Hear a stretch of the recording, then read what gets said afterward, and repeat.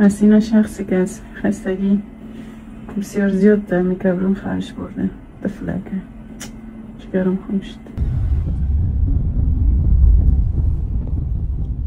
همه سلام خدا دو کتی خیلی واسه هرچی چی انشالله روغ و جور واسه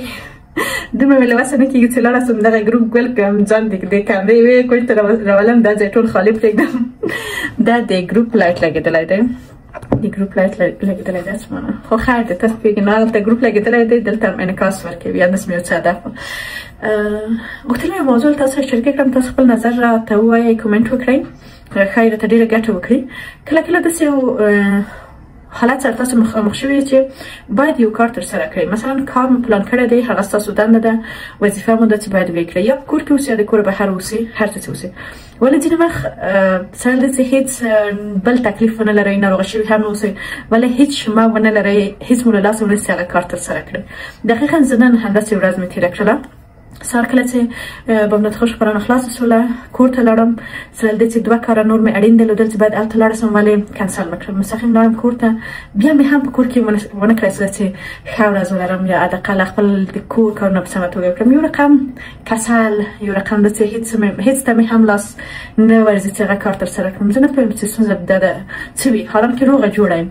اوس هم راغلم لمر ماښام خپرونې ته باید چمتووالی ونیسم فکر کوم یو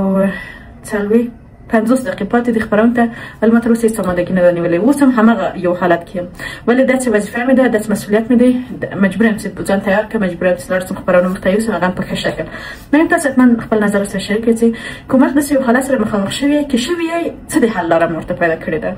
زه ډاډه یم چې ستاسو نظرونه به ما سره کومک وکړي چې انشاءالله چې سبا ته دې نه بهتره اوسم او هېڅ ستونزه هم نه اوسي او راحته د خپل ژوند هغه ژوند ورځني چارو کارونو ته ورسېږم سره له همدې حالت مې چې واقعا غواړم زر له دې حالت څخه خلاص شم او بیرته همغه پر انرژي کس اوسم چې خپل ورځنی چارو ته ورسېږم بالاخره مې ځان چمتو کړ او مننه کوم له خپل ګرانې همکارې خورخندې ملګرې سلام جان څخه چې دلته هم تاسو لږ وینئ راغله او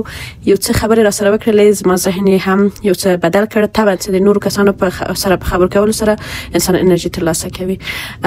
کور ودان د پورتسر ودان صاحب د دل پر چې هوایه خبر نو هغه هم لږ سوپ راوړ وای د خبرونه مخکې باید انرژي ترلاسه کړئ کله چې خبرونه خلاص شوم خیجانه ته زنګ وکړ چې راځه موږ د باندې منتظر یو زه واقعا منتظر نه وم داسې یو حالت اول کله چې راغلم نو واقعا دغه ښکلي ګل سړی ماته زما ټولې کورنۍ